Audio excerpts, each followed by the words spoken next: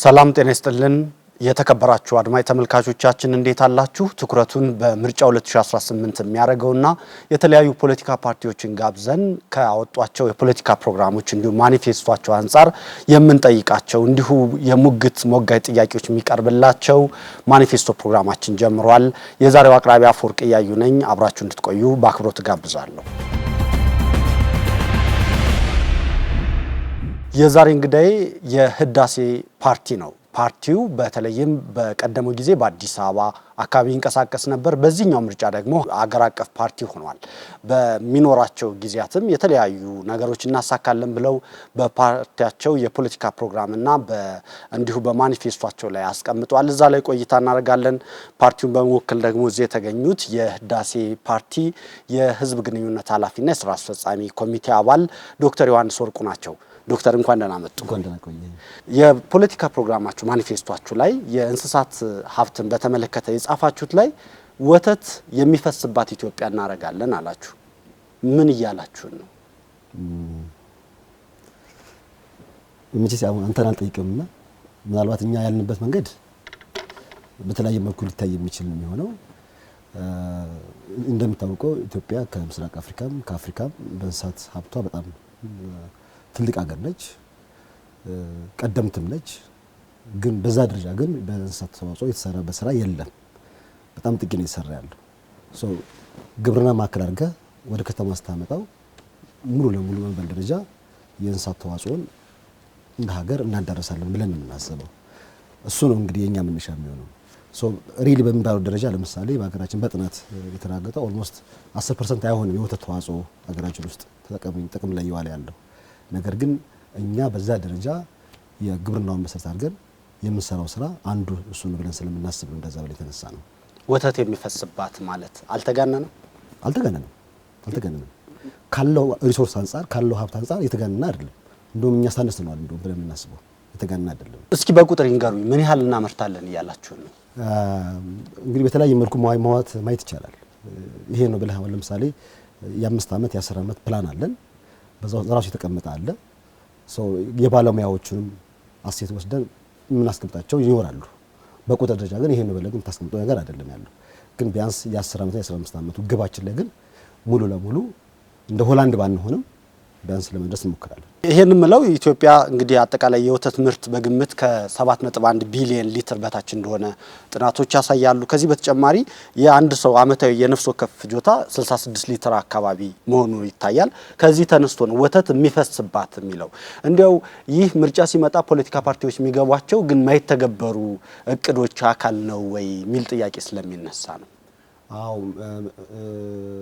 እንግዲህ አሁን እኛ እንደ ፓርቲ ከከተማ መስተዳደር ወደ ሀገር ስንመጣ ብዙ ነገር ለፍተንበት ደክመንበት ስትራቴጂ ቀርጸንበት የምንተገብረውን ልናሳካ ነው ወደዚህ የመጣን እንጂ ማንተገብረውን ህዝብን ለማደናገር ይሄን ሰራለሁ የሚል ነገር በህዳሴ ፓርቲ ውስጥ አይኖርም። ሁሉም እዛ ወተት የሚፈስባት ከማለት በላይ ምን ልትሉ ትችላላችሁ? አዎ ትክክል ነው። አሁን የሚፈሳል ብለን የምናስበው ምን ማለት ነው? እስኪ በደንብ ሙሉ ለሙሉ የወተት ምርት ሙሉ ለሙሉ ተከባራይ እናደርጋለን።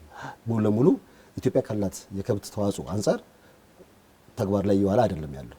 አንተም ብለዋል 6% የሚሆን በአመት የሚያገኘው ካል ተግባር እየሆነ አይደለም ያለው ማለት ነው። እንደኛ ኮንቴክስት ሙሉ ለሙሉ ምን አድርጋችሁ ነው እንደዛ የምታደርጉት?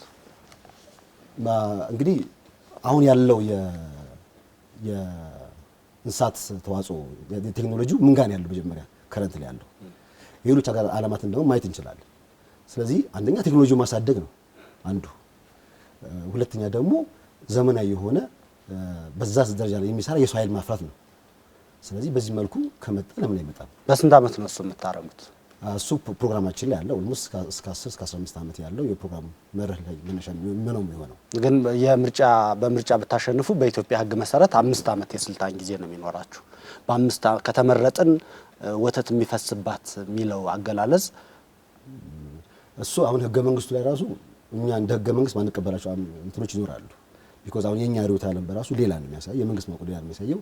የመንግስት ስርዓቱ ሌላ ነው። በእኛ ስትመጣ ደግሞ ህገ መንግስትን በራሱ ለጥያቄ ሊያስነሳ የሚችል የሚሆነው ግን በእኛ ኮንቴክስት የመንግስት ማወቃራችን ወይም ደግሞ የመንግስት ስርዓታችን ፕሬዚዳንት ሲስተም ስለሚሆን ኦልሞስት አትሊስት 5 2 ጊዜ 10 ዓመት ተርም ይኖርናል ብለን ስለዚህ 5 ነው። ግን ያ ማለት ከ5 ዓመት በኋላ ምርጫ ይደረጋል። ሚኒመም በተባለው ኮንቴክስት ደረጃ ቢያንስ 60-70% የሚሆነው የኢትዮጵያን ሕዝብ የዛን የእንስሳት ተዋጽኦ ማቅረብ ይቻላል።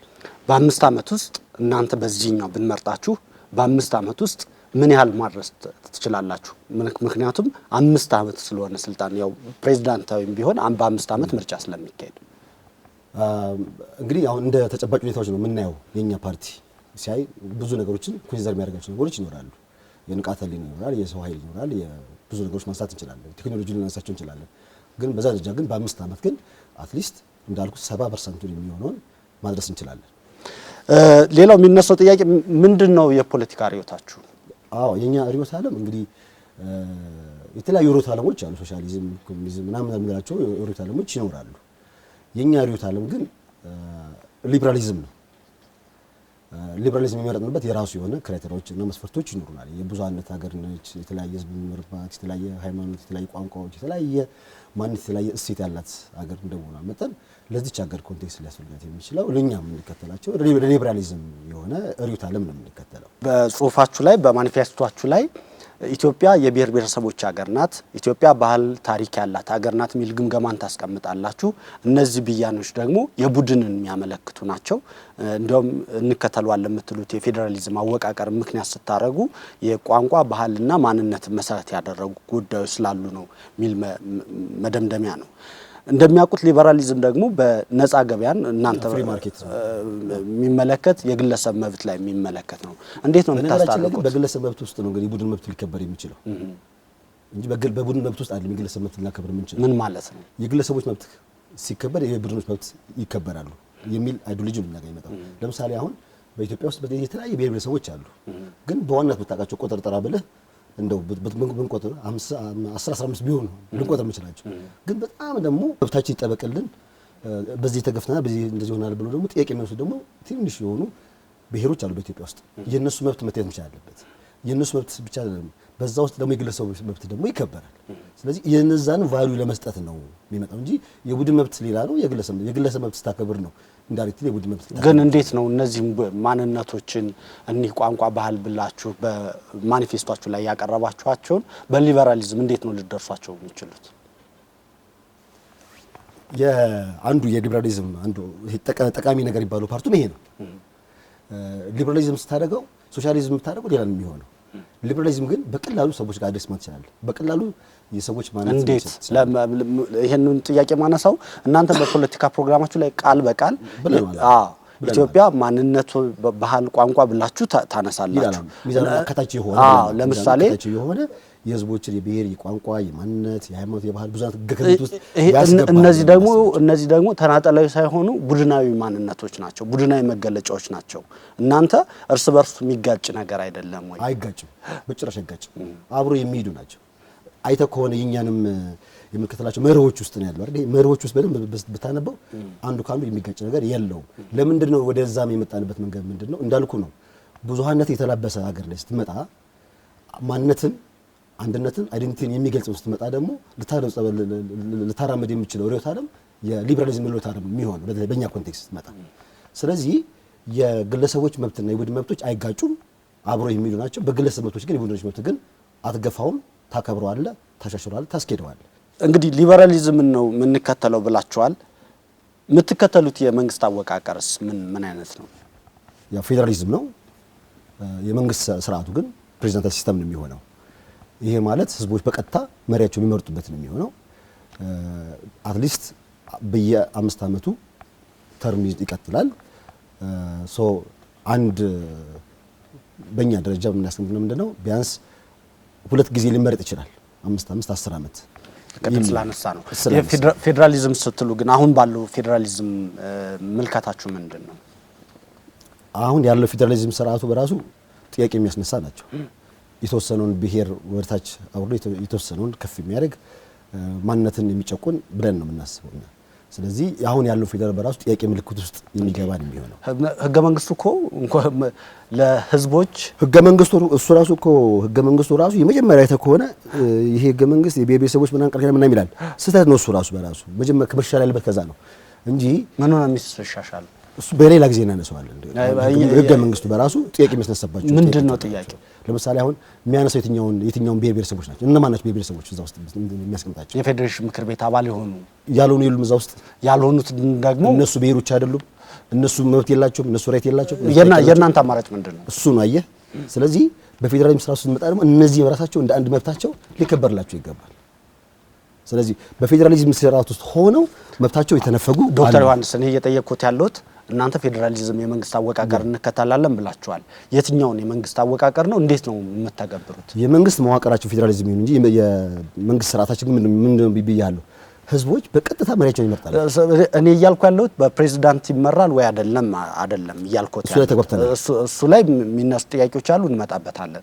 ፌዴራሊዝም ስትሉ የትኛውን ፌዴራሊዝም ነው እያላችሁን ያላችሁት? ምን አይነት ፌዴራሊዝም? አሁን ያለው ፌዴራሊዝም በራሱ መሻል የሚገባ ፌዴራሊዝም ነው። አሁን በለኔ ደግሞ አሁን ያለውን አሻሽላችሁ ታስቀጥሉታላችሁ ማለት ነው? ተሻሽሎ መቀጠል አለበት። ምንድነው ግምገማችሁ ይሄንን ስትሉ?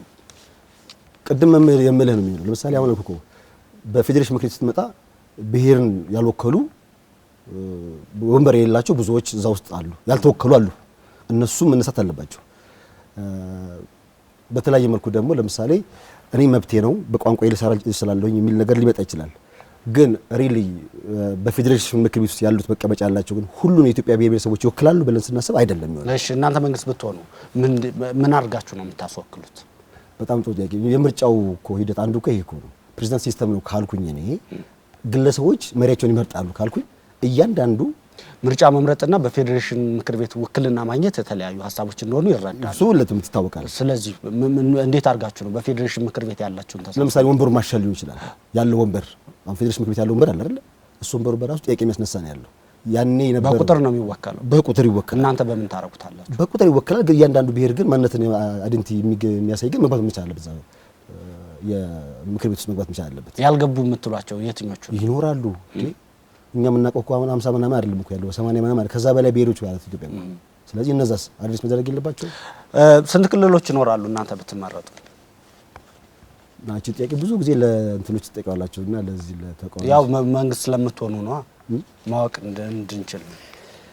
አሁን እንግዲህ ይኸውልህ የክልል አሳፈሩ በራሱ የኛ የተለየ ነው የሚሆንበት ምን ለምሳሌ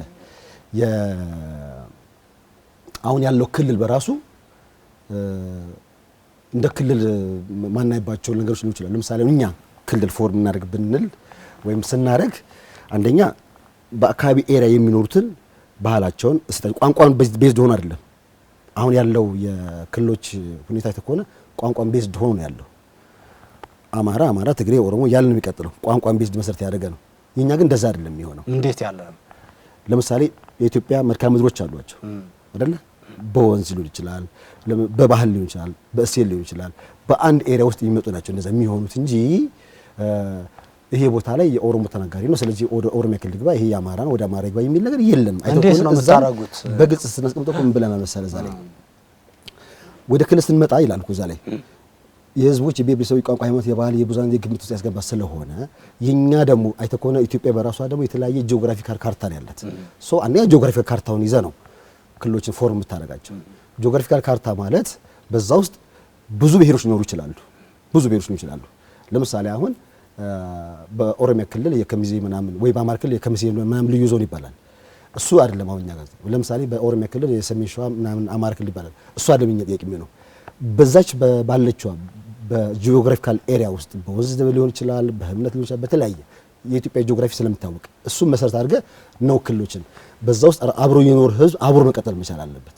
አሁን ያለው ግጭትም እሱ መነሻ ስለሆነ ናቸው። ስለዚህ ክልልን እኛ ፎርም ስናደርገው አሁን በመብል በጂኦግራፊካል ካርታ መሰረት ያደረገን የሚሆነው እንጂ ቋንቋ። ስለዚህ በጂኦግራፊ ስንት ክልል ታደርጋላችሁ? አሁን ይሄ ነው ብዬ ላልነግርህ እችላለሁ። ንገረኝ ካልከኝ ብዙ እንትን አይደለም። ፎርዛ ማተር ሰው እንደየ ኮንቴክስት ላይ ይችላል። ምክንያቱም እናንተ መስከረም ላይ ምርጫ ብታሸንፉ መስከረም 30 የመንግስትነት ቃል ኪዳን ትገባላችሁ። ስለዚህ መንግስት ናችሁ። ለዛ ነው ይሄን ጥያቄ እያነሳ ያለው። አዎ ለምን መሰለህ እንደዛ ማለት ነው። አሁን ጂኦግራፊካል ክልሎች ታደርግ እያንዳንዷን እንግዲህ የሚዋጥም አለ የማይዋጥም ይኖራል። ያ ማለት ክልሎቹ መጠሪያቸው ይለያል ማለት ነው አሁን ካለው? አዎ ሊለይ ይችላል። ለምሳሌ ምን ነው የሚባለው? እሱ ሌላ ኢሹዎች ግን ይለያል። አሁን እንደምትለው አማራ ክልል፣ ትግራይ ክልል አትችላለህ። እሱ ምንድነው የምትሉት እናንተ? እሱ ሌላ ለምሳሌ ትግራይ ክልል ሌላም አይደለም። እናንተ እኮ መንግስት የምትሆኑ ሰዎች ናቸው። እሺ ወይ ለምሳሌ እሺ እንደ አንድ ኢሹ ልንገርህ፣ ትግራይ ክልል ነው ብለህ ትግራይ ክልል እስከምን ድረስ ይመጣል የሚለው መውሰድ እንችላለን። አማራ ክልል እስከምን ድረስ መምጣት ይችላል የሚለው ያም ከዛም ዶክተር ጥያቄን በቀጥታ ይመልሱልኝ። እኔ እያልኩ ያለሁት እናንተ ብትመረጡ አሁን ያለውን የክልሎች ስያሜ እንቀይራለን አላችሁ። ምን ብላችሁ ነው የምትቀይሩት አልኩት። እንግዲህ እንደ ከዚህ ቀደሙ እንደ ክፍለ ሀገራት ስያሜ ልንሰጣቸው እንችላለን። ለምሳሌ አሁን በፊት የነበሩት የክፍለ ሀገር መጠሪያ ስሞች ነበሩ አውራጃ በነበረበት ጊዜ እሱ መነሻ ወስዶ ግን ዞሮ ይሄኛው ክልል መጠሪያ ልንቀይረው እንችላለን። እኛ ግን ዋናው ግን አከላለሉን ግን ልንቀይረው እንችላለን። አከላለሉን ልንቀይራቸው እንችላለን። ቅድም እኮ የስያሜም አሉኝ አከላለሉንም አሉኝ። ስያሜውን ስትቀይሩት ወደ ቀደመው ክፍለ ሀገርነት ነው የምትቀይሩት ነው እያሉኝ ያሉት ወይስ? ኖ አሁን በእኛ ሁለት አማራጭ ነው የሚኖረው። እሱ ዞሮ ህዝብን ታወያያለህ። ገና ወታች ታወደ ህዝብን ታወያየ ኢሹ ነው የሚሆነው። ይሄ ኢሹ በራሱ በስንት ዓመት ያልቅላችኋል ውይይታችሁ? ምንም ኦልሞስት እኮ ይሄ የብዙ ጊዜም ጠይቅ አይደለም እኮ ህዝቡ ላይ እኮ አሁን ያለውን እኮ ማንሳት መናገር ይችላል እኮ። አሁን ክልል የሚለው አይደል ህዝብ እያጨቃጨቀ ያለው። በምንድን ነው እዚህ ድምዳሜ ላይ ደረሳችሁት? ያጠናችሁ ጥናት አለ? አንደኛው ነባራዊ ሁኔታዎችን ታያለህ፣ ትገመግማለህ። ሁለተኛው ደግሞ ለምሳሌ የክልሎች ነዋሪዎች ያሉበትን ኮንቴክስት በተለያየ መልኩ የምታያቸው ጥናቶች ይኖራሉ። ያን ጥናት መነሻ ማድረግ እንዳልኩ ነው የግለሰቦችን ነው መጀመሪያ የምታዳምጣቸው የምትቀበለው። ስለዚህ ይህንን ኢሹ መልሰህ ለህዝብ ነው የምታወራለት። ይሄኛው ስያሜ ይቀጥል ወይስ አይቀጥል ወይስ ይቀየር አይቀየር የሚለውን ነገር የራስህ የምትመራውን ህዝብ ወይ ማህበረሰብ ሴ ማዳመጥ መቻል አለብህ እንጂ ልክ እኔ አምጥቼ በቃ ይሄ ነው ብዬ ልሰጠው አልችልም። ለምን መጀመሪያውኑ ሊበራሊዝም ነው ያልኩ ከሆነ የነሱ መብትን መጀመሪያ የነሱን እነሱ የሚባል እኮ የለም። በሊበራሊዝም ህዝቡን ነው ማዳመጠው። እነሱ የሚባል የለም። አንተ ወይ እኔ ነው እንጂ ያለው እነሱ የሚባል የለም ሊበራሊዝም። ምክንያቱም ግለሰብ እኮ ናቸው እነሱ። ግለሰብ እነሱ አይባልም። ህዝብ ልበለሽ ማህበረሰብ ልበለሽ ማህበረሰብም እነሱ ሆነ እኮ ወደ ቡድን መብት ሄዳችሁ አይደለም። ወደ ግለሰብ ቅድም ብያለሁ። የግለሰብ መብት ሲከበር የቡድን መብት ይከበራል ብያለሁ። እሱ ላይ ዛሬ አናነሳበት የሚሽው ነገር ግን ይነሳል እንጂ ሊበራሊዝም አፈወርቅን በአፈወርቅ ነው የሚያውቀው። አዎ አፈወርቅ የሚደርሰው በአፈወርቅነቱ ነው። እናንተ ደግሞ ያላት ህዝቡን በማህበር ወይ በማህበረሰቡ ይወስናል ነው እያላችሁ ነው ያላችሁት። ይሄ ከሊበራሊዝም እሳቤ ጋር አብሮ የሚሄድ አይመስለኝም። አይ ኖ እንዴ አልኩ እኮ ለምሳሌ የክልሎች መጠሪያ ስያሜ አከላሉ ነው እኛ ፎርም እንዳደረግለት እንጂ በነበረው ይቀጥል አይቀጥል የምትለው ከመጀመሪያው ነው። የትኛው ያስኬዳል የሚለው መጀመሪያው ነው ዲስከሽን ይፈልጋል። ምንም ኦቪየስ ነው ማለት ነው። ሊበራሊዝም ነው ምን ተገብሩ አላችሁ። ግን በዚህ የማኒፌስቶአችሁን ሳየው አንዳንዶቹ ከአብሮ የሚሄዱ አይደሉ። ሊበራሊዝም የመሰሉ መንግስት ገበያውን ይቆጣጠራል የሚል ነገር ጨምራችኋል። እንደሚያውቁት ደግሞ የመንግስት ዘርፉ መንግስት የሚባለው በገበያው ላይ ያለው ይቆጣጠራል ወይስ ለምሳሌ ያመቻቻል? ይቆጣጠራል ነው። ለምሳሌ የገንዘብ ስርጭትና ህትመትን ጉዳይ መንግስት ይቆጣጠራል። ግን ማኒፌስቶአችሁ ላይ የገንዘብ አቅርቦትን በጥልቅ መቆጣጠር የመንግስት ኃላፊነት ነው ትላላችሁ። ብሔራዊ ባንክን በህግ በግልጽ መመሪያ ያዋቅራል ትላላችሁ። የመንግስት ብድር መጠንን በህግ ይወስናል ትላላችሁ። እንዲሁ ደግሞ ግብርን ጨምሮ ሌሎች ላይ ከፍተኛ ቁጥጥር ይደረጋል ትላላችሁ። ሊበራሊዝም ከሆነ ይሄ የመንግስት ተግባር ነው ወይ? በሊበራል ዓለሞች በደንብ አይተው ከሆነ እዛ ላይ የሚልህ በደንብ አይቼዋለሁ። የሚልህ ምንድን ነው? ኢቭን ብሔራዊ ባንክ በገለልተኛ ቦርድ ይመራል የሚል አይደል? እዛ ላይ ይላል አይደል? ፓርቲያችን ሊያደርግ የሚችለው ምንድን ነው? ህግና ስርዓትን ሊያዘጋጅ የሚችለው ህግና ስርዓትን የሚያመቻቸው እንጂ የጣልቃ ገብቶ ሊሰራ አይችልም። በዛ ውስጥ ፕሮግራማችሁ ላይ ያለው ግን የገንዘብ አቅርቦትን በጥልቅ ይቆጣጠራል ይላል። ቃል በቃል ነው። የስርጭቱ እንዳይበዛ ይቆጣጠራል ትላላችሁ። እንደውም ምክንያት የምታደርጉት ገንዘብ እየታተመ በከፍተኛ ሁኔታ የሚሰራጭ ከሆነ ያመጣል ትላላችሁ። ይሄን እኮ ሊበራል ነው ወይ? ይሄ መንግስት የገንዘብ ስርጭት የሚቆጣጠር ከሆነ ምን አይነት ሊበራል? አሁን ያለው ስርዓት ነው እኮ እያለ ያለው እሱ አሁን ያለው ስርዓት ይቆጣጠራል ነው የሚለው ፕሮግራማችሁ። ዶክተር ፕሮግራሙን ያውቁታል ምናልባት እኔ ነው ያወጣሁት እኮ። አሁን ያለው ስርዓት ለምሳሌ መንግስት ምንድነው ገበያውን ለማረጋጋት የሚያደርገው? ብር ያተማል አይደል? ብር ያተምና ወደ ገበያ ያሰራጫል። ያ ብሔራዊ ባንክ ገዢ ስለሚያደርገው ነው እንደዛ የሚያደርገው። የኛ ግን ምንድነው ኮንቴክስቱ? ኢቭን ብሔራዊ ባንክ ይላል እኮ አይደል? ከስራ አስፈጻሚነት ይወጣና በቦርድ ይመራል የሚለው እኮ እሱ እኮ ገለልተኛ ወገን ይመራዋል ነው። ገለልተኛ ወገን ሲመራው ፍሪ ማርኬት በሚልበት ጊዜ ምንድነው የሚሆነው? ገበያውን ራን የሚያደርገው ማን ነው? አይደለ? እሱን ነው እኛ ያለነው እንጂ የመንግስት በመንግስት ሲስተም ውስጥ መጣ መንግስት ገንዘብን ይቆጣጠራል ማለትና በገንዘብ በገበያ ውስጥ ያለው ማርኬት ይመራል ማለት በጣም የተለያዩ ናቸው ማለት። ከምታነሱት መካከል አንዱ ብድር ያለ ተያዥ የሚበደሩበትን ሐሳባቸውን ይላላችሁ። ይሄ ደግሞ እንግዲህ በባንክ ባለሙያዎች እንደሚነሳው ብድር ያለ ተያዥ ብዙ ጊዜ ሲቀርብ የብድር ብልሽት የሚባለውን ያመጣል ይላሉ። እሱ ግን ስራ ሳይለው እኮ ነው እሱን ማን እሱ ህግና ስላልተበጀለት ነው። ቢበጅለት ኖሮ አሁን የምንለው ነገር የመንግስት ሚና ምን ይሆናል? አሁን ህግና ስርዓት ማስከበር። እሺ፣ በዚህ ሂደት ለሚድመጡ ያው አንደኛው ስጋት የሚያደረገው የባንክ ባለሙያዎች የሚያቀርቡት ያለ ተያዥ ማቅረብ የብድር ብልሽትን ያመጣል ነው። ኪሳራዎችን መንግስት ይሸፍናል እያላችሁ ነው? ለዛ እኮ ነው አሁን መንግስት ላንተ ስራ ብሎ ብድር ሲያበድርህ ኪሳራውን አብሮ ሼር እያደረገ ነው ይመጣ። ነገር ግን ለምሳሌ አሁን ብድር አበደረ። አሁን የኛ ሀገር የንቃተ ህሊናችን በጣም ሩቅ ስለሆነ ነው እንጂ እኔ አሁን ብድር ተበድር ከማንም ሰርቀው ለማንም ሰርቀው የት ነው የሚሄደው? ከዚህ ከደሃ ሀገር ላይ ብድር ወስደ ሰርቀ ያው የማደግ እንትኑ ብዙ እንትን ስለሌለው ነው።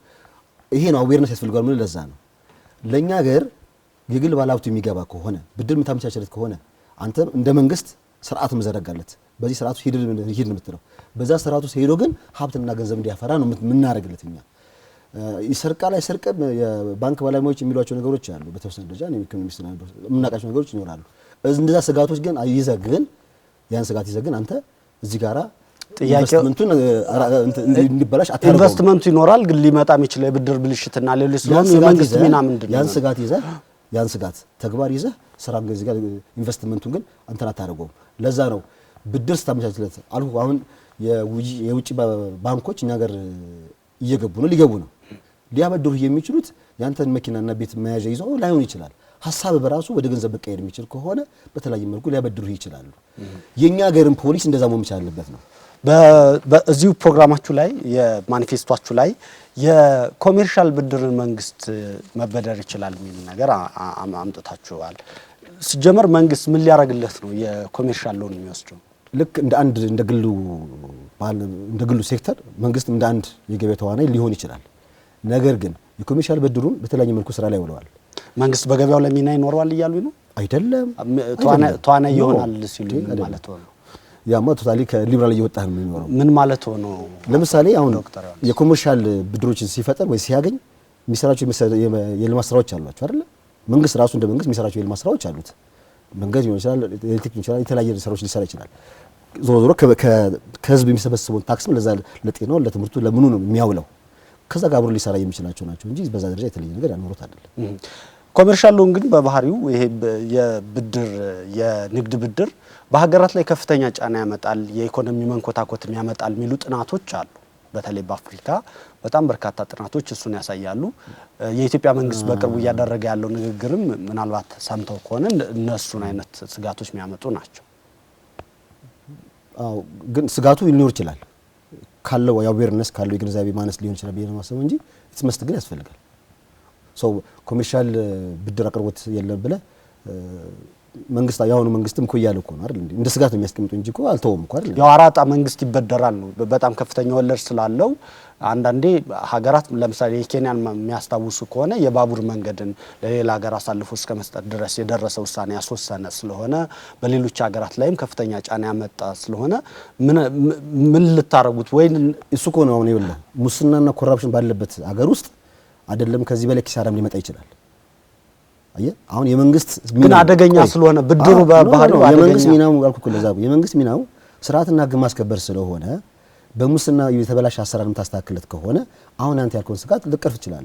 የኬንያን ሌላ ተሞክሮ ይችላል በሙስና የተዘፈቀ ኤኒዌይ ግን በአብዛኛው ሀገራት እሱን ነው የሚያረም። እኛ ሀገር ኮንቴክስት ግን የምትመጣ ግን ይሄ ህግና ስርዓት የምታበጅለት ከሆነ የብልሹ አሰራር የምታስተካክለት ከሆነ ሙስናው ለዛ የምትል ከሆነ አሁን ያልከውን ነገር ስጋት ሊሆን አይችልም ለኛ ስጋት ሊሆን አይችልም በጭራሽ። ዶክተር ዮሐንስ አይደለም እስኪ ማስረጃዎች ምንድነው? እኔ ብዙ ማስረጃዎች ብዙ ሀገራትን መጥቀስ እንችላለን ኢትዮጵያን ጨምሮ በጣም በርካታ ሀገራት በጣም ጫና ውስጥ የወደቁበት እንደሆነ ጥናቶች ስላሉ ማምጣት እንግዲህ እሱ በእኛ ሀገር ኮንቴክስት ግን ይሄኛውን ግን የኮሜርሻል ብድሩን ግን እናሳካዋለን ተግባር ላይ ይውላል ብለን መነሻችሁ ምንድነው? ስጋትም አይኖርም ብለን ምንድነው መነሻችሁ?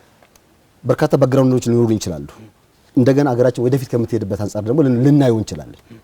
መንግስት ከገበያ እጁ እያወጣ መሄድ መቻል አለበት ብለን ነው እንደኛ ፓርቲ የምናስበው። ስለዚህ እያወጣ ስንመጣ ደግሞ ሌሎች ነገሮች መሳሰል ስለምንችል ይሄ እንደ ስጋት ልናየው አንችልም። ሌላ ጥያቄዎች ካሉ በሌላ ጥያቄ ብትሄድ ይችላል። በዚህ ላይ ሰዓት ባንገለበት እሱ ውሳኔ የኔ ይሁን እሱ ውሳኔ የኔ ይሁን።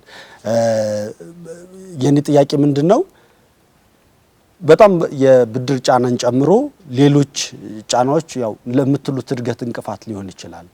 ማስረጃዎችም የሉም ለምትሏቸው እንዲያውም ቢቻል መንግስት በሌሎች ዘርፎች ላይ ታግቶ በመስራት ገቢውን ቢያሳድግ የሚሉ ምክረ ሀሳቦች ስላሉ ነው። የፓርቲያቸው አቋም ይሄ የኛ የፓርቲ አቋም ስለሆነ እንደየመንግስታት ይለያያል። አሁን የኛ ብትመጣ እሱ ላይሆን ይችላል ብለህ ታስባለህ? ከምን አምጥታችሁ ነው የምትመልሱት ብድሩ? በተለያየ መልኩ የሚሰበሰቡት ስንት ታክሶች ቀርጦች እኮ አሉ እኮ። ስለዚህ ለምሳሌ ያልኩህ እኮ አንተ አሰራርን ማስተካከል ነው፣ ሙስናን ማጥፋት፣ ብልሹ አሰራርን ማስወገድ ነው የመንግስት ሚናው ካልኩኝ እኮ የብድሩ ነገር የሚከፈልበት መንገድ ሊያሳስብ አይገባም። ሌቦችን ቆርጠ መጣል ነው የሚጠበቅብህ አንተ። አሁን ስለ ግብር እየነገሩኝ ነበር። ምን ያህል ነው ግብር የምትሰበስቡት? አሁን ምን ያህል እየተሰበሰበ ነው ያለው? እርስዎ ይንገሩኝ። አየህ እሱ ጥያቄው ሪል ሀገራችን በሚፈልጉ ደረጃ ግብር እየሰበሰበች ነው? የኛ ፓርቲ እሱን በደንብ ያውቃል። ምን ያህል እየተሰበሰበ ያለው የሚለውን ደግሞ የተለያዩ የጥናቶችን ማየት ይቻላል። አንተም ስለምታውቃቸው ናቸው እንደዛ ብዬ የምነግርህ። ግን በትክክል ደረጃ ግን አገሪቷ ከምትፈልገው ሙሉ ለሙሉ ግብር እየሰበሰበች እንዳልሆነ የኛ ፓርቲ ያምናል። ጥናቱ በ10 ዓመቱ እቅድ 13% እናደርሳለን ነው የሚለው። አሁን ከ7.5% እስከ 9.5% የሚደርስ ነው። እናንተ እሱም ገና ነው እኔ ስለምን መሰለህ እናንተ ስንት ነው የምታደርሱት? ቅድም ያልኩህ ነው ኮቴሽ ታደርግና ሙስና ባለበት ሀገር ውስጥ ይሄኛው እንደውም ገና ነው ብለን እናስባለን። እሺ እናንተ ስንት ማድረስ ነው የምታስቡት? ሙሉ ለሙሉ መሰብሰብ አለብን። ሙሉ በሙሉ ማለት ስንት ነው? ማንኛውም ግብር ከፋይ የሆነ ካምፓኒም በለው ግለሰብ በለው መክፈል መቻል አለበት ሳያጭበረብር። ምን ያህል ነው የምትሰበሰቡት? ሳያጭበረብር መክፈል መቻል አለበት። እሱን መንግስትም ይለዋል፣ ሁሉም ተቋሚ እኔም እለዋለሁ። እናንተ ደግሞ መንግስት ልትሆኑ ስለሆነ ምን ያህል ነው የምታደርሱት? እንግዲህ በ5 ዓመት ውስጥ ብለህ ከጠየቀኝ 100% ላለህ እችላለሁ። ገና ንቃተ ህሊናው ገና ነው። የህዝቡ የግብር መክፈል ግብር ከፍለው ለምንድን ነው የሚውለው የሚለውን ነገር የማወቅ አዌርነስ ገና ነው።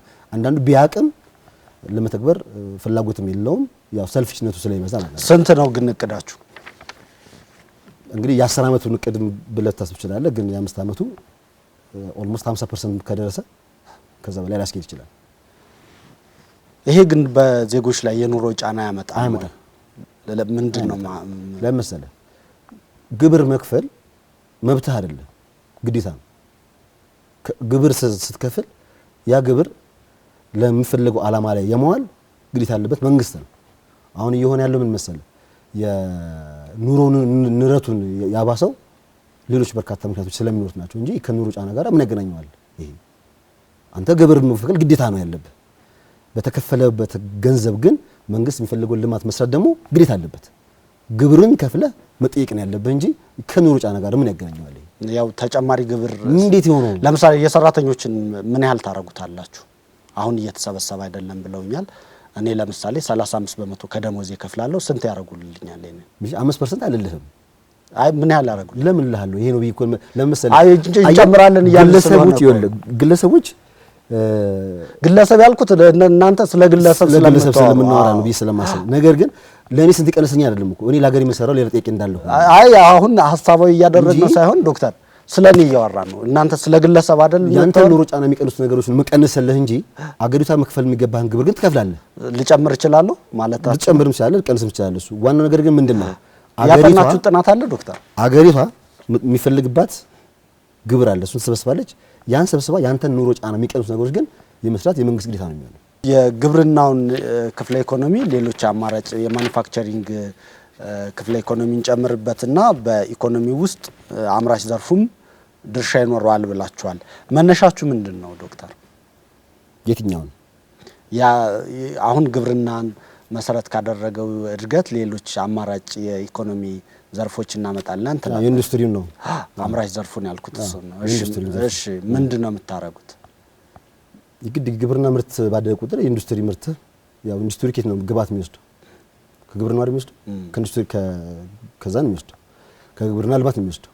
ስለዚህ የኢንዱስትሪውን ለማደግ የግብርናው ማደግ ይችላል። ስለዚህ አማራጭ የገቢ ምንጮች ማለት ይሄኛውን ፓርት ነው። ኢንዱስትሪ ፓርቶቹ ይበዛሉ፣ ይጨምራሉ። ኢንዱስትሪው ምን ያህል ድርሻ ይኖረዋል በገበያው? እንግዲህ አሁን ወደ ኢንዱስትሪ እንደሚገቡት የጥሬ ምርቶች ሊወሰን ይችላል። እኛ ኢንዱስትሪውን እንጨምራለን ስትሉ ስንት ታደርሱታላችሁ ነው? ለምሳሌ የኛ ከግብርና ወጣው ወደ ኢንዱስትሪ ትመጣ ኢንዱስትሪ አብዛኛው የሰው ኃይል ይዛል። ወጣቱን የሰው ኃይል የሚይዝበት የኢንዱስትሪው ክፍል አምራች ዘርፉ ነው። ያንን አድሬስ የሚያደርግ ኢንዱስትሪዎች ሊገነቡ ሊፈጠሩ ይችላሉ። ማን ነው የሚገነባው? በግለሰቦች ሊገነቡ ይችላሉ። የግለሰብ ባለሀብቶች ሊገነቡ ይችላሉ። የውጭ ባለሀብቶች ሊመጡ ይችላሉ። የውጭና የሀገር ውስጥ ባለሀብቶች ደግሞ በጋራ ሊሰሩ ይችላሉ። እኛ ግን መንገዱን የምናመቻችለት መንገዱን ስለ ሙሉውን ፖሊሲውን እንደ አዲስ ታዘጋጅለታለህ። ለምሳሌ ኢንቨስትመንት የማይጋበዝ ፖሊሲ ከነበረ ኢንቨስትመንት የሚጋበዝ ፖሊሲ ታደርጋለህ። የግል ዘርፉ በማይደርስባቸው ቦታዎች መንግስት ኢንቨስት ያደርጋል ትላላችሁ? ያው እሱ ለመሳብ ነው። ለመሳብ ማለት የግል ለምሳሌ አንዳንድ የማይደርስባቸው ኤሪያዎች ይኖራሉ። እነሱን እንዲገቡ ለማድረግ ለመነሻ ነው። ያው መንግስት ነጋዴ ሆነ እኮ እያሉ ነው አይደለም? ምን ይላል እዚህ ላይ የተቀናጀና ይላል የሀገር ውስጥና የውጭ ንግድ ለአንድ ሀገር ልማት ያለው ጠቀሜታ እጅግ ከፍተኛ መሆኑን እሱን አይደለም መንግስት ኢንቨስት ያደርጋል ትላላችሁ? የግሉ ዘርፍ ኢንቨስት የሚያደርገው በነገራችን ላይ መሰለ ለምሳሌ መንገድ ሊሆን ይችላል እኮ የመሰረተ ልማትን አይደለም ጥያቄ። ኢንዱስትሪዎች ከፍተኛ ኢንዱስትሪዎችን መንግስት በማይገባባቸው ለምሳሌ ኤሌክትሪክ መብራት ይሄ የግሉ ዘርፍ አድሬስ ለማድረግ ይቸገራል አይደል? ይሄን ግን ማን ሊሰራ የሚችለው በመንግስት አቅም ይሰራል የሚሆነው ይሄን ምን ማለት ነው? እናንተ ምን ዘርፎች ላይ ነው ኢንቨስት የምታደርጉት? መንግስት ብትሆኑ ለምሳሌ አሁን መንግስት ግለሰብ አድሬስ የሚያደርጋቸው መብራት ሊሆን ይችላል። መሰረተ ልማት የምንላቸው መብራት፣ ውሃ፣ መንገድ እነዚህ ሊሆን ይችላሉ። ታስተዳድሯቸዋላችሁ? እሱ አሁን የማስተዳደሩ ሁኔታ ልክ እንደ ብሔራዊ ባንኩ ከስራ አስፈጻሚ ወደ ቦርድ እንደሚመጣሉ ይሄኛው ደግሞ ገለልተኛ በሆነ ወገን ሊሰራ ይችላል። እኛ ግን ስትራክቸሩን የምንሰራለት ለዛ ለሚሆነው መንገድ። ይሄ ግን እኮ የሊበራል መንግስት ባህሪ አይደል? ምኑ ጋር ያለው ነው? እስቲ ንገረኝ። የግል ዘርፉ እንዲገባ የግል ዘርፉ ወደ ገበያ እንዲገባ የማድረግ ስራ ካመቻቸለት አንተ አመቻች ነው እኮ። ስራው የሚሰራው ማን ነው? ዶክተር እየጠየቅኩት ያለው ከእናንተ ማኒፌስቶ ነው ከላካችሁልን ማኒፌስቶ ላይ መንግስት ኢንቨስትመንት ያደርጋል በምን ይላል እኮ እዚህ ላይ እኮ የሚለው እኮ ይወለ ቀልጣፋ የተቀናጀ የንግድ ኢንቨስትመንት ስርዓት ለሀገራችን ኢኮኖሚ እድገት ለዜጎች ዜሮ ይላል። ኑሮ ወይ ዜሮ እንዲሆን ከፍተኛ ሚና ይጫወታል እኮ ሌላ እኮ የሚለው ነገር ነው። አይ መንግስት የግል ዘርፉ ባልደረሰባቸው ቦታዎች ላይ ኢንቨስት ያደርጋል ይላል። ይሄን በነገራችን ላይ ማንተማመን ከሆነ ማያምኗቸውን ስክሪን ላይ ለተመልካቾቼ ማሳየት ይችላለሁ። እሱን ይፈቅዱልኛል? ስለዚህ ይንገሩኝ። እዚሁ ፕሮግራማችን ላይ ፕሮግራማችሁ የላካችሁልኝ ላይ መንግስት ያመቻቻል የሚል አለው። ግን መንግስት ደግሞ የግል ዘርፉ በማይገባባቸው ዘርፎች ላይ እሱ ማለት ነው ያልኩህ እኮ መብራት ኃይል ላገባ ይችላል። ገብቷል? ሃይ የሆነ ኢንዱስትሪዎች ብላችሁ ነው የጻፋችሁት። ኢንቨስትመንት ነው ያለው። የኢትዮጵያ አየር መንገድ እናንተ መንግስት ስትሆኑ የማን ነው የሚሆነው? የግሉ ወደ የኢትዮጵያ አየር መንገድ መጀመሪያ ማን ነው? የንግድ ኢንቨስትመንት አይደል? ቀጥታ ይመልሱልኝ። እናንተ መንግስት ስትሆኑ የማን ነው የሚሆነው? ወደ ግሉ ሴክተር ይዞራል። ቴሌ የማን ነው የሚሆነው? እየዞረ ስለሆነ ይዞራል። አሁን ይቀጥላል። ንግድ ባንክ የማን ነው የሚሆነው? ንግድ ባንክ እንዳልኩ ከባንኮች ጋር እኩል ኮሚታንት ሆኖ ይቀጥላል። በግሉ ሴክተር ውስጥ የግል ሁሉም ይሆናሉ። መንግስት ምንም አይነት ተቋም መንግስት አልኩ እኮ ህግና ስርዓትን ነው የሚያበጅልህ እንጂ አይኖረውም። የመንግስት ሚና ይቀንሳል። በጣም በርካታ በተጠኑ ጥናቶች በእንደዚህ ገበያው ነፃ ሲሆን እንደ ኢትዮጵያ ባለ ደግሞ ገና አዳጊ ሀገር ላይ ሲተገበር የተወሰኑ ሀብታሞች ይኖራሉ፣ አብዛኛው ግን ወደ ድህነት ይሄዳል። ዋናው ነገር ምን መሰለህ? የግሉ ሴክተር አብዛኛው ስታበረታታ ይሄኛው ማህበረሰብ ወደዛ ውስጥ እንዲገባ ነው። ሌላ ዓላማ ኖሮት አይደለም እንጂ ጥቂት ለምን ሀሳብ ለምን እንደሚባል ባለሀብትና ብዙ ይኖራል የሚለው ለምሳሌ መንግስት የሚሰጣቸው ማህበራዊ አገልግሎቶች የነጻ አገልግሎቶች አሉ፣ የጤና የትምህርት አሉ። እነሱ አገልግሎቶች ወደ ገንዘብ እየተቀየሩ ይመጣሉ። ስለዚህ ያንን መክፈል የማይችሉ ሰዎች ደግሞ እኒህን አገልግሎቶች በፍትሃዊነት የማግኘት እድላቸው እየቀነሰ ይሄዳል የሚል ጥያቄ ይነሳል። ለምሳሌ ንግድ ባንክ፣ አየር መንገድ፣ ሌሎች በሚሰሯቸው ገንዘቦች ፕሮፊታብል እኮ ተቋማት ናቸው። እነሱ በዚህ አየር መንገድ ነው ንግድ ባንክ እኮ በተለኝ እኮ ፕሮፊታብል ናቸው። መንግስትን ይደጉማሉ። መንግስት መደጉም ይችላል። እንደ አንድ ግሉ ሴክተር እኮ የንግድ ማህበረሰብ የንግድ ተቋማት ናቸው አይደል? ናቸው። ትርፉ ግን ለህዝብ ጥቅም ይውላል።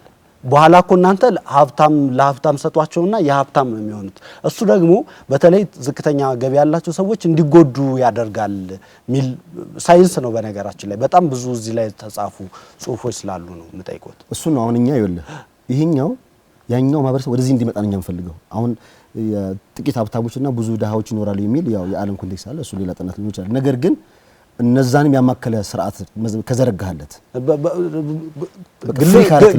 ግልጽ ያለ ሆነ ነገር ሊበራል ነው የምንሆነው አሉ። በሊበራል ደግሞ እንደ ስጋት የሚቀመጠው የኔ አቋም አይደለም። በነገራችን ላይ ጥናቶች እንደሚያሳዩት በጣም ሀብታሞች ጥቂት ሀብታሞች፣ በጣም ባለጸጋዎች ብዙ ገንዘብ ያላቸው ይፈጠራሉ። አብዛኛው ግን ወደ ከፋ ድህነት ይሄዳል። ብዙ አገልግሎቶችን እንዲከፍል ይጠየቃል። ለዛ ደግሞ እንደ ኢትዮጵያ ያለ ሀገር ላይ የሚቻል ነው ወይ? ይቻላል ብለን ስለመጣን ማለት ነው። መሬትን በሶስት ትከፍሉታላችሁ። የግል የሚባሉ ይዞታዎችን ወደ ግል እንደምታዞሩ፣ የወል ደግሞ በአርብቶ አደርና አርሶ አደሮች አካባቢ የወል እንደሚሆን የጋራ የግጦሽ መሬቶች እንደሚኖሩና መንግስት ባለቤት የሌላቸውን መሬቶች እንደሚቆጣጠር ጽፏል። ያስተዳድራል። ባለቤት የሌላቸውማ ትክክል እኮ ታዲያ እኮ የመንግስት መሬት ይኖራል። ትክክል ነው እኮ የመንግስት መሬት ይኖራል። የመንግስት መሬት ማለት እኮ የህዝብ መሬት ማለት እኮ ናቸው። ልማት ላይ ያለው ለምሳሌ አሁን በይዞታ ውስጥ የሌሉ በቅድም ባልካቸው ደረጃ የማይገለጹ ከሆነ የማን ነው አየር ላይ ምንጭ አይቀርም አይደል? ስለዚህ የመንግስት አሁን ካለው ምንድን ነው የቀየራችሁት ማለት? መንግስት አሁን መሬት ይኖራል። አሁን መሬት በመንግስት ፖሊሲ የማን ነው? የህዝብና የመንግስት አይደለ? የግል የሚባል መሬት አለ። በዚህ ፖሊሲ ላይ የግሉን ታደርጋላችሁ፣ የመንግስትና የህዝብ የሚለውን ግን ይሄ እኮ ነው አሁን ብዙ ይሄ እኮ ነው በጣም ብዙ ህዝብን እያጨፋጨፈና እያጋደለ ያለው እኮ የመሬት ጉዳይ ነው አይደል? አሁን ደም እየተፈሰሰ ያለው የመሬት ጉዳይ ነው። መሬቶችን እኮ ማን እያስተዳደረ ስለሆነ ነው? መንግስት የኔ ነው ይላል መሬቶች። እኛ ግን ምንድን ነው ያለነው? ከይሄ ይዞታ ያንተ ነው፣ ባንተ ላይ ማንም መጥቶ ሊሰራህ አይችልም፣ አልማው አሳድገው ነው የምንለው። የግለሰብ ዶክተር በጣም ከጥያቄ የራቁ አልወጣሁብህም። አይዞህ የመንግስት መሬት ማለት ለምሳሌ አልኩ እኮ መንግስት ግን ሊበራል መንግስት እኮ ነው። ምንም ፕሮፐርቲ ነው ሲፈልግ ኢንቨስት ያደርጋል። ለምሳሌ እነዛ መሬቶች ለልማት የሚውሉ ቢሆን መሰረተ ልማት ተሟልቶላቸው እኮ መልሶ እኮ ለግሉ ባለሀብት የሚሰጣቸው እኮ የት ነው የሚያደርጋቸው? ስለዚህ መንግስት የሚያስተዳድረው መሬት ይኖራል። በእናንተ ባለቤት ከሌላቸው ባለቤት የለውም እኮ ይሄ ታዲያ ማን ያስተዳድረው ነው? ምን አይነት መሬቶች ናቸው? ምን ያህል ይሆናሉ? አሁን ይሄ ነው ልልህ አልችልም እኮ ነው። ግን በዚህ በሶስት ደረጃ ግን እንዳለ ማሰብ ያስፈልጋል። በዚህ ደረጃ እንዳለ ማሰብ ያስፈልጋል። የባህር በርን የተመለከተ ጉዳይ ምንድነው ሐሳባችሁ? ኢትዮጵያ ሎክድ ካንትሪ አይደለችም። ሰው 120 ምናምን ሚሊዮን ህዝብ ይዘህ የባህር በር ምንም ጥርጥር የለውም ያስፈልጋታል ብለን የምናስብ ሰዎች ነው። የሄድበትን ማግባብ ስህተት እንደሆነ ፓርቲያችን አምኖ የሚቀበል ነው። የኛም ጥያቄ ደግሞ ምንድነው በመቻቻል ፖሊሲ የምንበለው በፍቃድ ፖሊሲ የምንበለው ኢትዮጵያ ግን የባህር በር ያስፈልጋታል። አሁን ካለው የኢኮኖሚ ጫና በመነሳት የግዴታ ያስፈልጋታል። በኢትዮጵያ የተለያዩ ግጭቶች እንዳሉ ታውቃላችሁ። መንግስት ስትሆኑ እንዴት ነው የምታስቆሟቸው? ውይይት ይፈልጋል። ሁለተኛው እኛ እንደ መንግስት ስንመጣ መሰረታዊ ለግጭት መንስኤ የሚሆኑ ጥያቄዎች ምንድን ናቸው ብለን ነው መጀመሪያ። አሁን እንደ ፖለቲካ ፓርቲ ምንድን ናቸው እኔ እየጠየቁ ምንድን ናቸው? አሁን ምንድን ናቸው? ለምሳሌ አሁን የብሔር ጥያቄ ሊሆን ይችላል። ጥያቄውን እኛ የብሔር ጥያቄ መልሰናል ብለን እናስባለን። አንድ ሁለተኛ እንዴት አድርጋችሁ የመለሳችሁት? የብሔር ጥያቄዎች ለምሳሌ አሁን የመሬት ጉዳይ ሊሆን ይችላል። የብሔር ጥያቄ ማለት የማንነት ጥያቄ ነው አይደል? የሚነሳ የማንነት ጥያቄ ደግሞ ከግለሰቦች መብት ጀምረህ መልሰናል እኛ በፓርቲያችን ፕሮግራማችን። ለምሳሌ አዲስ አበባ ላይ ጥያቄ ይነሳል። አዲስ አበባን እንዴት አድርጋችሁ መለሳችሁት? መልሰናል ስላሉኝ አዲስ አበባን ጥያቄ ይነሳበታል። እንዴት አድርጋችሁ ነው መለሳችሁት? እሱ እኮ ነው አይስተው እኮ ይሄ ነው። ለምን መሰለህ መጀመሪያውኑ ኢትዮጵያ ላይ የነበረው የፌዴራሊዝም ስርዓቱ በራሱ ችግር ያለበት ነው። ምን ለዛ መጀመሪያ ስንነሳ ለምን እናንተ እኮ ፌዴራል አሻሽለን እናደርጋለን አላችሁ። አዲስ አበባ በማን ይመራ የሚለው የመጀመሪያ የአዲስ አበባ ነዋሪ ነው ጥያቄ የሚመለሰው። በማን ይመራ በማን ነው መመራት ያለበት የሚለውን እኔ በከሌል ተያደር እኔ በከሌል መራ የሚለው ራሱ ህዝቡ ነው መምረጥ ያለበት። ግን አይደለም ራሱ ህዝቡ ነው መምረጥ ያለበት። ከጥያቄ እንዳይወጡ አልወጣውም እኔ አልወጣውም። አንተ ከወጣህ አላውቅም እንጂ የአዲስ አበባ ህዝብ ያው እኔ ስላለው እኔ ላብራራለሁ። አዲስ አበባ የኔ ነው ብሎ ክሌም የሚያደርግ ማህበረሰብ እንዳለ ያውቃል። እሱ ነው አየህ ይሄ ማለት መጀመሪያውን ክልልን መሰረት አድርጎ የተዋቀረበት ስትራክቸር ይሄ ጥያቄ ስህተት ነው ነው። ይሄ ጥያቄ ስህተቱ ከዛ ይጀምራል። የትኛው ስህተት? አሁን አዲስ አበባ ማን ነው ይባላል? አዲስ አበባ የኦሮሚያ ነው፣ አዲስ አበባ ምናምን ነው ይባላል። አይደለም። መጀመሪያው ለምንድን ነው ክልሎች ሲካለሉ መሰረት ያደረጉት እነማን ናቸው? እሱ ነው ችግሩ የሚመጣው። ያ ችግር መጀመሪያ መፈታት መቻል አለበት እንጂ እኔ የአዲስ አበባ ነዋሪ ነኝ አይደል? እኔ አሁን የአዲስ አበባ ልጅ ነኝ። ተወልጄ አዲስ አበባ ልጅ ይችላል። አዲስ አበባ ልጅ ሆኜ ከሪያስታድ ለማለት መጀመሪያ ምንድን ነው እኔ ያልጠየኩበት መጀመሪያው ነው። ገብቷል? ያን የአዲስ አበባ ሰው ጠይቋል። አልጠይቅም እኮ አንተ ወደዚህ ነህ ተብሎ ነው የመጣው። ከዛ ሲያስፈልጋቸው አዳማ ይወስዳሉ፣ ሄዶ ቢሮአቸው ሲያስፈልጋቸው ይመልሳሉ። ፖለቲካው ሲግል ያበጣሉ፣ ሲቀዘቅዝ ይወስዳሉ። አየህ፣ ይሄ ህዝብ መብት የለው መጀመሪያው ነው። ለመብቱ መጀመሪያው ነው አልተጠይቅበትም። ይሄ መመለስ መቻል አለበት። ይሄን ስትመልስ ነው እኔ በዚህ ስር ታደራለሁ ብዬ ልታደር የምችለው እንጂ አዲስ አበባ ማንስ በተለኝ አሁን መጀመሪያ አዲስ አበባ ፖለቲካ ፕሮግራማችሁ ላይ ባህልን፣ ገብቷል? ቋንቋን፣ ታሪክን ያነሳሉ።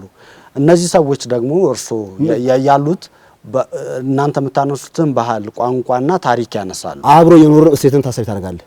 ገብቷል? አብሮ መኖር ቫልዩ ያለው እሴትን ማሰዛ ውስጥ ማንሳት አለብህ። እኔ እኮ የምመርጠው እንጂ አንተ በዚህ ከሌሰር ነው የምትዳደረው ብለህ አንተ እኔ ለዳር የምታገኝ አትችልም። መጀመሪያ እናንተ እኮ ያሉኝ ነበር። እኛ ያሉ ያልኩት ምንድነው? ለምሳሌ አዲስ አበባ ክልል መሆን ካልበትም ክልል ትሆናለች እኮ። ገብቷል? ክልል ማለት አዲስ አበባ ነዋሪ በባህሉ፣ በእምነቱ፣ ባሴቱ አብሮ የመኖር ባህሉ ይዞ ከመጣ ክልል ይሆናል። ዶክተር ስናወራ እንደዚህ ብናወራ በጣም የተሻለ የሚመስለኝ እናንተ መንግስት የምትሆኑ ናችሁ አይደለ? መሆን ካለበት ምናምን ሳይሆን ይሄን እናደርጋለን ብላችሁ ስለምናደርግ ነው። ይሄ ማኒፌስቶአችሁ የምርጫ ቃል ኪዳናችሁ ነው። ብትመረጡ ስለሚሆን እኮ እንደዛ ምልኩ ወንድም አለ ስለሚሆን ገብቷል። ወደ ክልል ስንመጣ መጀመሪያ ክልልን ቤዝ ከማድረግ በፊት የአካባቢውን ባህል፣ እሴት፣ ቋንቋ እና ወረዳ የምታየው እንጂ ገንጠለ ከዚህ ከሌ ወደዚህ አትልም። ስለዚህ አልኩ አዲስ አበባ ክልልም ሊሆን ይችላል። ፎርዛ ማተርኩ ባይዘው የተለያየ ብሔረሰብ ታሪክ፣ ቋንቋ፣ የተለያየ ማንነት ያለበት ያ እሴቱን ጠብቆ የሚኖር ከሆነ አብሮ የሚያኖረው ከሆነ እኔ ካንተ ጋር የሚያኖረኝ ከሆነ አብረን እንቀጥላለን። ይሄ ነው እንጂ አዲስ አበባ የማንነት ብትለኝ አሁንም የህዝቡ መብት ተጠይቀ የሚሉ ጥያቄ ማርክ ውስጥ ነው ላስቀምጥልኝ የሚችለው። የመንግስት የጤና አገልግሎት ይሰጣል ብለው ነበር ቀደም። አድሬስ ያለንባቸው አሉ። ከአጠቃላይ ጂዲፒ ውስጥ ምን ያህል ይሆናል ለጤና የምትመድቡት በጀት? እንግዲህ እሱ ያው እንደየንትኑ አሁን ለትምህርት ይኖራል፣ ለጤና ይኖራል፣ ለግብርና ሊሆን ይችላል፣ ለተለያየ እሱ እንደየ አስፈላጊነቱ ምን ያህል ነው አገሪቱ ከምታስገባው አሁን የሚሰጡ አገሪቷ ከምታስገባው ገቢ መነሻ ማድረግ እንደየ አስፈላጊነቱ ይመደባል በጀቱ። ስንት ማለት ነው? ስንት ነው አይደለም እኮ እንደየ አስፈላጊነቱ አንዳንዴ ሊበልጥ ይችላል፣ ሊያንስ ይችላል፣ እኩል ሊሆን ይችላል ከሌሎች ሴክተሮች ጋር። ስለዚህ እንደየ አስፈላጊነቱ ሊመደብ ይችላል። ይሄ ጥያቄ ግን ማነሳት የዓለም ጤና ድርጅት የሚሰጠው ምክረ ሀሳብ ስላለ ነው። ስለዚህ እሱ ምክረ ሀሳብ እስከ ስንት ነው የምታረጉት ብዬ ነው። አይ እንደየ አስፈላጊነቱ ጤናማ ያስፈልጋል። እኔ ለምሳሌ መንግስት ምን ያህል ፐርሰንት ነው የሚያስፈልገው? ለየትኛው ክልል ነው? ለየትኛው ኤሪያ ነው? አሁን ያለው ለየትኛው ኤሪያ ነው? አስፈላጊነቱን መነሻው ታደርገው እሱን ታደርገለት። ስለዚህ እንደየ አስፈላጊነቱ ለትምህርትና ለጤና የተሻለ በጀት ትመድባለህ። የባለሙያዎችን ደሞዝ የተመለከተውንስ አንደኛው አከራካሪና ጥያቄ የምነሳበት ዘርፍ ስለሆነ እሱን እንግዲህ በሁለት መልኩ ልንመልሰው እንችላለን። አንደኛው አው ለሀገር ለአንድ ሀገር እድገት ልማት ወሳኝ የሚባለው ትምህርትና ጤና ነው። ለትምህርትና ለጤና ልዩ ትኩረት ትሰጣለህ። ከጥቅማ ጥቅማን በመንሳል ሊሆን ይችላል፣ ከትምህርት እድል በመንሳል ሊሆን ይችላል። ከተለያዩ መልኩ አገሪቷ ካላት አቅም በመነሳት በፓርቲያችን እንመልሰዋለን። አሁን ያለ መንግስት ያለው አቅም ነው ብሎ ነው እኔ አሁን መንግስት አይደለም እኛ መንግስት ነው ማለት። እሺ የእናንተ መንግስት ምን ያህል ያደርገዋል? እቅድ አለው? ቅድም የሚለው ነው የሚመልስልህ። አገሪቷ የምታስገባቸው ገቢዎች መነሻ ማድረግ ማለት ናቸው። መነሻችሁ እኮ እናስገባለን ያላችሁት እና በጣም እንጨምራለን ያላችሁት ግብር ነው። ግብሩማ እንደሚጨምር ነግራችሁናልና ምን ያህል ነው? ግብር እንጨምረን አላልንም። አይ ምን ሰበስበውን ግብር እናሳድጋለን። ፕሮፐርሊ ግብር የተሰበሰበ አይደለም። አገሪቷ ከምትፈልገው ግብር በትክክል የተሰበሰበ አይደለም። ይሄ 100% ሰበስባለን ነው። ከሰበሰብ በኋላ ግን ለልማት ስታውለው በትክክል ለጤና ስንት ፐርሰንት እንደሆነ በትክክል ለትምህርት ስንት ፐርሰንት እንደሆነ እዛው ላይ ማየት እንችላለን። ስለዚህ ምን ያህል ታደርሳላችሁ? እንደያስፈልግነቱ ይሄንን ግን ዶክተር ዮሐንስ አንድ ሰው ጠርቼ 50 ሺህ ብር ይበቃዋል ለዶክተሩ? አይ ኖ ሶሪ 50 ሺህ ብር ይበቃዋል ከሚሰጠው አገልግሎት አንፃር? ኖ አሁን እኮ ይሄ ነው አገሪ ምን መሰለኝ ብር አይደለም መጨመሩ በእኛ ፓርቲ የምናስበው መሰረታዊ የኑሮ ሁኔታ ማሻል ነው ዋናው ነገር። የኑሮ ሁኔታ መሰረታዊ ፍላጎት ለምሳሌ የኑሮ ሁኔታ በሊበራሊዝም እሳቤ ገበያው ላይ ያላችሁ በገበያው ነው የሚወሰነው። በገበያው ይወሰናል። ኑሮ በገበያው ነው የሚወሰነው። ይወሰን ግን መንግስት እኮ ራሱ አልኩ እኮ መሰረታዊ ፍላጎቶችን ማማት አለበት እያልኩ እኮ ያለው ገብቷል እንጂ አሁን ብር ቁጥር በጨመረለት የዶክተሩን ኑሮ መቀየር ምን ትርጉሙ? መሰረታዊ ፍላጎት ምንድነው? መንግስት የሚያሟላው ለምሳሌ መንግስት ምንድነው የሚያሟላው መሰረታዊ ነገሮች ሲሉ ለምሳሌ ከመንገድ ጀመረ ከጤና ሶሪ ከሚያስፈልጉት ግብአቶች ጀመረ ህግና ስርዓት አሰራ ከዘረጋለት ገበያው ራሱን በራሱ ይመራል ማለት እኮ ፍሪ ማርኬቱ ኮንትሮል ይደረጋል ባይ ዲፎልት። ህዳሴ ፓርቲ ቢመረጥ ይቀይራቸዋል ያሉኝን እናረጋለን ይሆናል ይደረጋል የሚሉ በጣም በርካታ ሐሳቦችን ነግራችኋል። ለነዚህ ግን እንደሚደረጉ ህዝቡ በምን ይመናችሁ? መርጦ ማየት ነው። እኛ እንዲመርጠን ነው የኛን ፕሮግራም ፖሊሲ ስትራቴጂ ዘን የመጣ ነው። ያው በተግባር ነው የሚፈተነው።